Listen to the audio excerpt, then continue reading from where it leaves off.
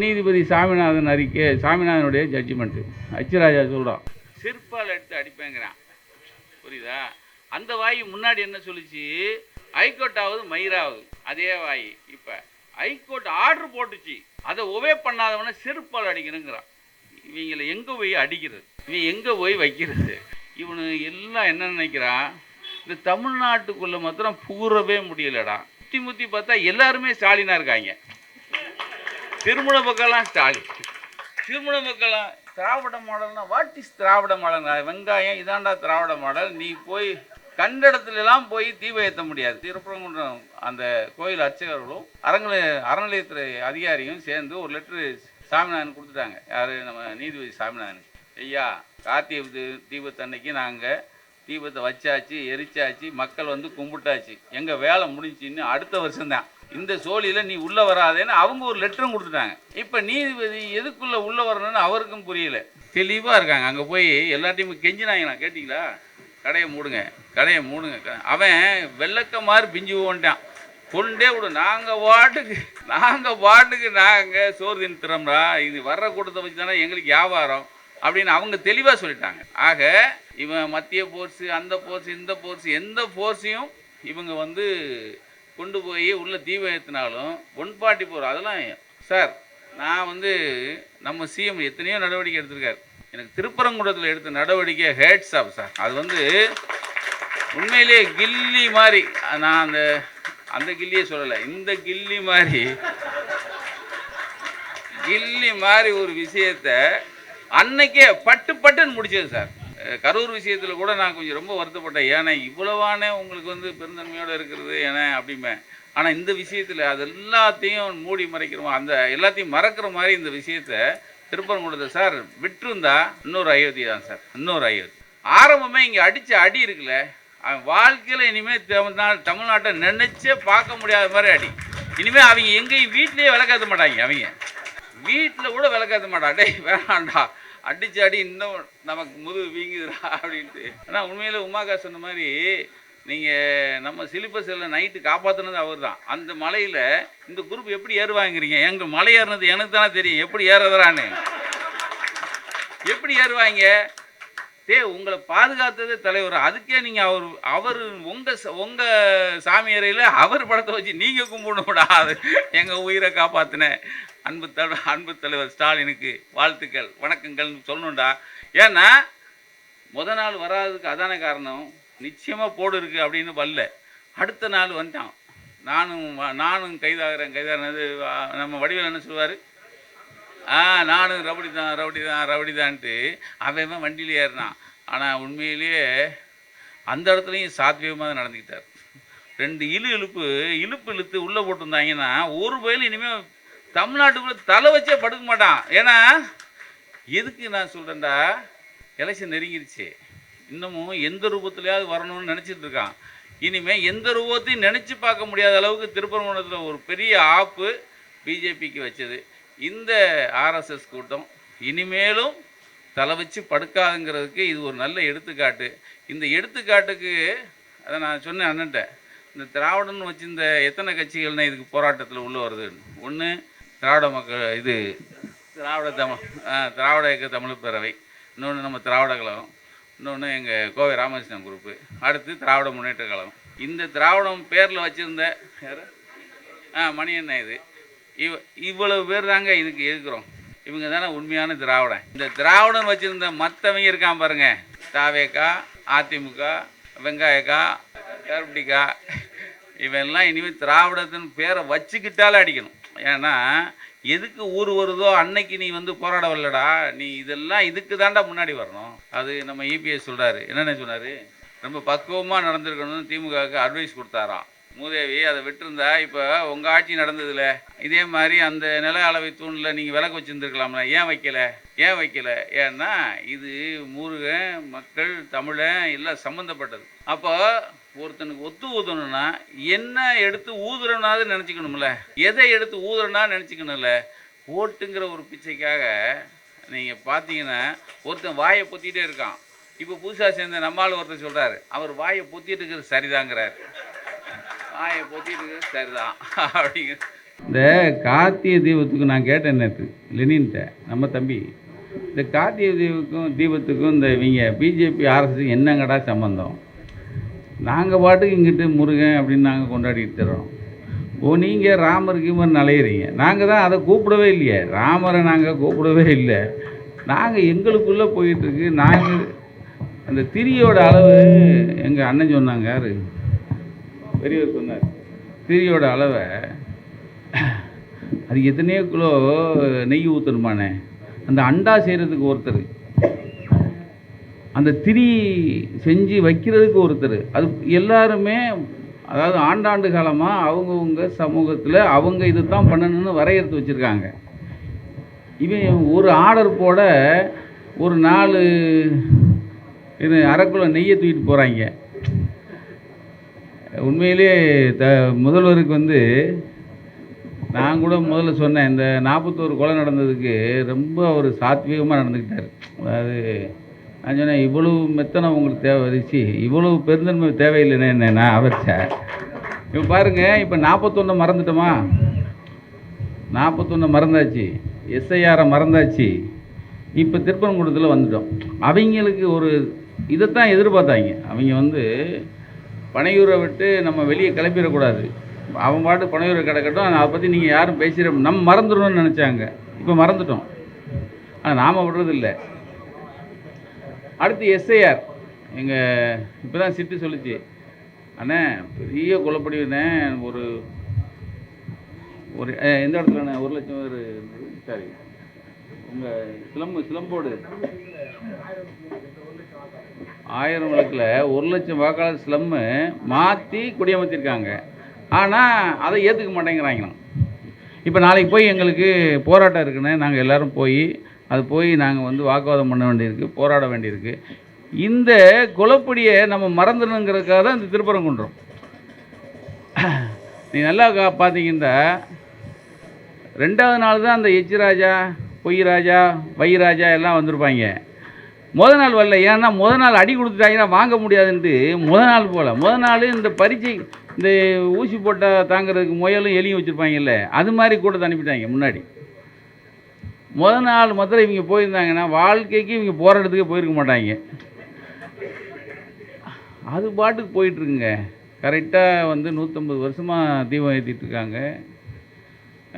கரெக்டாக உச்சி பிள்ளையார் கோயில் அதுக்கு நேர் மேலே விளக்கு எரியுது. அங்கேயே சொல்கிறாங்க, நாங்கள் பாட்டுக்கு சிவனேன்னு தாண்டா கும்பிட்டுருக்கோம், உங்களை யாரா கூப்பிட்டா, நீங்கள் யாரான்னு கேட்குறோம். இவங்களுக்கு தேர்தல் நெருங்கிடுச்சு. டிசம்பர் 6 நல்லா கவனிச்சிங்கன்னா பாருங்கள், அந்த டிசம்பர் தான். டிசம்பர் 6 எப்படி அங்கே இலவெடுத்து வச்சாங்களோ அந்த இலவை இங்கே கூட்டணுன்னு தான் இவங்க பெரிய திட்டம். ஆனால் இப்போ தான் வந்து முதலமைச்சருக்கு ஒரு ராயல் சல்யூட். ஏன்னா இந்த கில்லி மாதிரி ஒரு விஷயத்தை முடிச்சு வச்சது இருக்குல்ல. அதாவது அந்த கமிஷனருங்க அற்புதமான ஒரு வார்த்தையை சொல்கிறார். அதாவது அது கூட எழுதிட்டு வந்தேன். ஆமாம், இவங்க இப்போது மேலே போய் ஏற்றணுங்கிறாங்க. அப்போ அந்த கமிஷனர் சொல்கிறாரு, we are not allowing, we face the consequences அப்படிங்கிறார். இவங்க பொத்திட்டு போயிட்டாங்க. என்ன, நேற்று ஒருத்தர் போனார், அண்ணன் ஒருத்தர் சொன்னார் ஸ்லீப்பர் செல்னு, நாகேந்திரன் போனார். ஏன் அயோத்தி இந்தியாவில் தானே இருக்குது, அவர் கண்டுபிடிச்சிட்டாரு. அயோத்தி இந்தியாவில் தானே இருக்குது. அடே இந்தியாவில் தான்டா இருக்குது, அயோத்தியில் பண்ண இந்த நீங்கள் உங்களுடைய இந்த வேலையெல்லாம் இங்கே நடக்காதுறாங்கிறதான். ஏன்னா தமிழ்நாடு. ஏன்னா நாங்கள் எங்கள் தமிழ் கடவுள் முருகன், நீங்கள் முருகனுக்கு இல்லை, தமிழுக்கே எதுவும் செய்யாதவங்க, நீங்கள் எதுவும் செய்ய மாட்டேங்கிறீங்க. உங்களுக்கு சமஸ்கிருதத்துக்கு எல்லாத்தையும் அள்ளி கொடுக்குறீங்க, அந்த சனியை போகுது போ. ஆனால் உங்களுக்கு பிடிக்காத தமிழை வழங்குற முருகனுக்கு உங்களுக்கு என்ன அக்கறை? ஏன்னா அங்கங்கே வச்சு பார்த்தாங்கண்ணே, தமிழ்நாட்டுக்குள்ளே எப்படியாவது உள்ளே பூந்துடலான்னு பார்க்குறான். எல்லாம் அதுவும் கொல்லப்புறமாக சந்து வழியாக இதுக்குள்ளேயாவது வந்துடலான்னு பார்க்குறான், முடியல. அப்போது நீதிபதி சாமிநாதனுடைய ஜட்ஜ்மெண்ட்டு எச் ராஜா சொல்கிறான். எச் ராஜான்னு ஒருத்தன் நான் அதாவது இந்த சபை வந்து ரொம்ப மரியாதையான சபை, அவன் பேசக்கூடாது, ஏன்னா பெருசுலாம் உட்காந்துருக்கு பெரிய. அப்போ எச் ராஜா செருப்பால் எடுத்து அடிப்பேங்கிறான். புரியுதா? அந்த வாய் முன்னாடி என்ன சொல்லிச்சு? ஹைகோர்ட்டாவது மயிராவது. அதே வாய் இப்போ ஹைகோர்ட் ஆர்டர் போட்டுச்சு, அதை ஒவே பண்ணாதவன செருப்பால் அடிக்கணுங்கிறான். இவங்களை எங்கே போய் அடிக்கிறது, இவன் எங்கே போய் வைக்கிறது? அதை விட முக்கியம் அவங்க உள்துறை, நம்ம உள்துறை அமைச்சர் நமக்கும் தானே. ஆனால் அவங்க அமித்ஷா அவர் வந்து சபரிமலை ஜட்ஜ்மெண்ட் ஒன்று வந்துச்சு. அதுக்கு அவங்களுக்கு வந்தால் ரத்தம், நமக்கு வந்தால் தக்காளி சட்னிங்கிற மாதிரி. அப்போ அவர் சொல்கிறார், உள்துறை அமைச்சர் யார், Amit Shah, I want to tell the state government and those who pronounce the orders in court that issue the orders that can be implemented, not the ones that price the faith of people. அதாவது அவர் என்ன சொல்கிறாரு, மக்களோட நம்பிக்கையை புண்படுத்துகிற தீர்ப்பெல்லாம் கொடுக்கவே கூடாதாம். அவர் சபரிமலைக்கு மாத்திரம். ஆனால் இதுக்கு கொடுத்ததுக்கு, இது கொடுத்தா இதை உடனே கையில் எடுத்து இதை உடனே வந்து நிறைவேற்றணும்னு துடிக்கிறாங்க. ஆனால் சபரிமலைக்கு கொடுத்ததை அது வந்து மக்கள் நம்பிக்கைக்கு எதிராக இருக்கிற ஒரு விஷயத்தை நீதிபதி கொடுக்கக்கூடாதுன்னு நீதிபதிக்கு ஆர்டர் போடுறாரு உள்துறை அமைச்சர். ஆக இவனு எல்லாம் என்ன நினைக்கிறான், இந்த தமிழ்நாட்டுக்குள்ளே மாத்திரம் புகுறவே முடியலடா. சுற்றி முற்றி பார்த்தா எல்லாருமே ஸ்டாலினாக இருக்காங்க. திருமண பக்கம்லாம் ஸ்டாலின், திருமண பக்கம்லாம் திராவிட மாடல்னா வாட் இஸ் திராவிட மாடல்? வெங்காயம் இதாண்டா திராவிட மாடல். நீ போய் கண்ட இடத்துலலாம் போய் தீபம் ஏற்ற முடியாது. அவன் என்ன சொல்கிறான், டேய் நேற்று சம்மந்தப்பட்ட அர்ச்சகர்களும் அதாவது திருப்பரங்குன்றம் அந்த கோயில் அர்ச்சகர்களும் அறநிலையத்துறை அதிகாரியும் சேர்ந்து ஒரு லெட்ரு சாமிநாதன் கொடுத்துட்டாங்க. யார், நம்ம நீதிபதி சாமிநாதன். ஐயா, கார்த்திகை தீபத்தன்னைக்கு நாங்கள் தீபத்தை வச்சாச்சு, எரிச்சாச்சு, மக்கள் வந்து கும்பிட்டாச்சு, எங்கள் வேலை முடிஞ்சின்னு அடுத்த வருஷம்தான் இந்த சோழியில் நீ உள்ளே வராதேன்னு அவங்க ஒரு லெட்டரும் கொடுத்துட்டாங்க. இப்போ நீதிபதி எதுக்குள்ளே உள்ளே வரணும்னு அவருக்கும் புரியல. இப்போ உச்சநீதிமன்றம் தெளிவாக இருக்குது. நம்ம ஆள்கள் ஒரு தீர்க்கமாக ஒரு நல்ல விஷயம் பண்ணது, அடுத்து உடனே உச்சநீதிமன்றத்துக்கு கொண்டு போனது தான். உச்சநீதிமன்றத்துக்கு அவ்வளவு ஆதாரங்களோடு கொடுக்குறான். அவங்க கேட்பாங்கல்ல, டேய் இந்த விளக்கு என்னது நில அளவை தூணில் தான் விளக்கு வச்சாங்கன்னா ஆதாரத்தை குரான் கேட்பானா இல்லையா? அவனா அவ்வளவு நம்ம கொஞ்சம் நம்பிக்கையில் இருக்குது. உச்சநீதிமன்றத்தில் நமக்கு சாதமாக வருங்கிற நம்பிக்கை இருக்குது. ஏன்னா அவ்வளவு ஆதாரத்தை திருப்பரங்குன்றம் சார்பாக கொண்டு போய் நம்ம கோயிலில் இந்த இடத்துல தான் தீபத்தை எரிச்சாங்கிறதுக்கு 150 வருஷத்துக்கான ஆதாரத்தை கொண்டு போய் குறிச்சிட்டாங்க. அது இவனுக்கு ஆதாரம் இல்லாமல் போய் நிற்கிறான். திருப்பரங்குன்றம் இன்னைக்கு வந்து தெளிவாக இருக்காங்க. அங்கே போய் எல்லாத்தையும் கெஞ்சினாங்களா, கேட்டிங்களா? கடையை மூடுங்க. அவன் வெள்ளக்க மாதிரி பிஞ்சு போன்ட்டான். கொண்டே விடு, நாங்கள் பாட்டுக்கு நாங்கள் சோறு தின்னுறோம்டா, இது வர்ற கூட்டத்தை வச்சு தானே எங்களுக்கு வியாபாரம் அப்படின்னு அவங்க தெளிவாக சொல்லிட்டாங்க.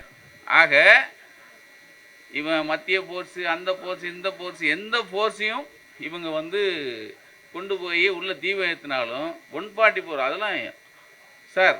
நான் வந்து நம்ம சிஎம் எத்தனையோ நடவடிக்கை எடுத்திருக்காரு. எனக்கு திருப்பரங்குன்றத்தில் எடுத்த நடவடிக்கை ஹேட்ஸ் ஆஃப் சார். அது வந்து உண்மையிலே கில்லி மாதிரி, நான் அந்த கில்லியே சொல்லலை, இந்த கில்லி மாதிரி ஒரு விஷயத்தை அன்னைக்கே பட்டுன்னு முடிச்சது சார். எனக்கு அந்த கரூர் விஷயத்தில் கூட நான் கொஞ்சம் ரொம்ப வருத்தப்பட்டேன். ஏன்னா இவ்வளவானே உங்களுக்கு வந்து பெருந்தன்மையோடு இருக்கிறது ஏன்னா அப்படிமே. ஆனால் இந்த விஷயத்தில் அது எல்லாத்தையும் மூடி மறைக்கிறோம், அந்த எல்லாத்தையும் மறக்கிற மாதிரி இந்த விஷயத்தை திருப்பரங்குன்றத்தை சார் விட்டுருந்தா இன்னொரு அயோத்தி தான் சார், இன்னொரு அயோத்தி. ஆக ஒரு மனுஷன் எங்கே கையில் எடுக்கணும், எதை எடுக்கணுங்கிறத தெளிவாக எடுத்து இந்த திருப்பரங்குன்றத்தை இப்பயும் சொன்னேன் அண்ணன்ட்ட, ஆனால் திருப்பரங்குன்றம் தான் தோற்று போயிட்டாங்களேண்ணே, அப்புறம் மறுபடியும் எதுக்குண்ணே அப்படின்னா, இல்லைண்ணே உச்சநீதிமன்றம் சின்ன தொடுப்பு இருக்குன்னு, அங்கேயும் தொடுத்துலாம் வர முடியாது. ஏன்னா ஆரம்பமே இங்கே அடித்த அடி இருக்குல்ல, அவன் வாழ்க்கையில் இனிமேல் தமிழ்நாட்டை நினச்சே பார்க்க முடியாத மாதிரி அடி. இனிமேல் அவங்க எங்கேயும் வீட்லேயே விளக்காத்த மாட்டாங்க. அவங்க வீட்டில் கூட விளக்காத்த மாட்டான். டேய் வேணாண்டா, அடித்து அடி இன்னும் நமக்கு முதுகு வீங்குதுடா அப்படின்ட்டு. ஆனால் உண்மையில் உமாக்கா சொன்ன மாதிரி நீங்கள் நம்ம சிலிப்பர் செல்லை நைட்டு காப்பாற்றினது அவர் தான். அந்த மலையில் இந்த குரூப் எப்படி ஏறுவாங்கிறீங்க? எங்கள் மலை ஏறினது எனக்கு தானே தெரியும் எப்படி ஏறுறான்னு. எப்படி ஏறுவாங்க? உங்களை பாதுகாத்ததே தலைவர். அதுக்கே நீங்கள் அவர் உங்கள் சாமி அறையில் அவர் படத்தை வச்சு நீங்கள் கும்பிடணும்டா. அது எங்கள் உயிரை காப்பாற்றின அன்பு தலைவர் ஸ்டாலினுக்கு வாழ்த்துக்கள் வணக்கங்கள்னு சொல்லணும்டா. ஏன்னா நாள் வராதுக்கு அதான காரணம். நிச்சயமாக போடு இருக்குது அப்படின்னு வரல. அடுத்த நாள் வந்துட்டான். நானும் கைதாகிறது நம்ம வடிவேல் என்ன சொல்லுவார், நானும் ரவுடிதான்ட்டு அவன் வண்டியில் ஏறினான். ஆனால் உண்மையிலேயே அந்த இடத்துலையும் சாத்வியமாக தான் நடந்துக்கிட்டார்.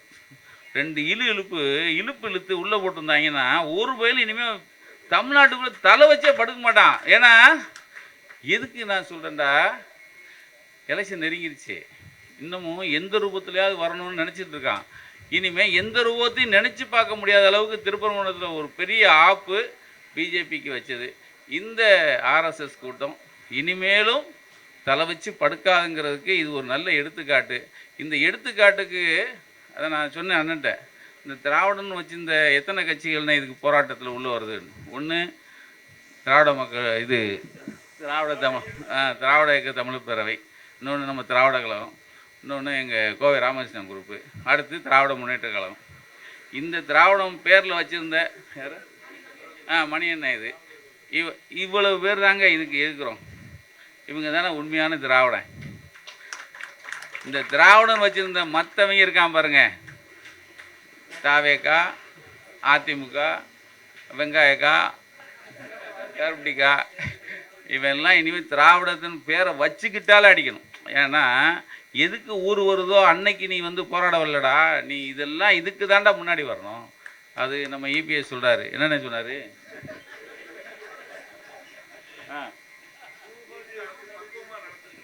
திமுக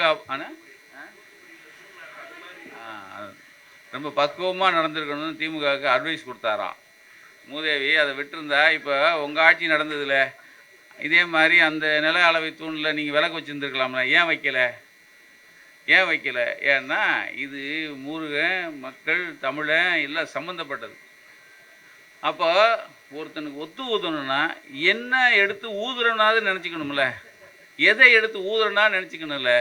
ஓட்டுங்கிற ஒரு பிச்சைக்காக நீங்கள் பார்த்தீங்கன்னா ஒருத்தன் வாயை பொத்திகிட்டே இருக்கான்.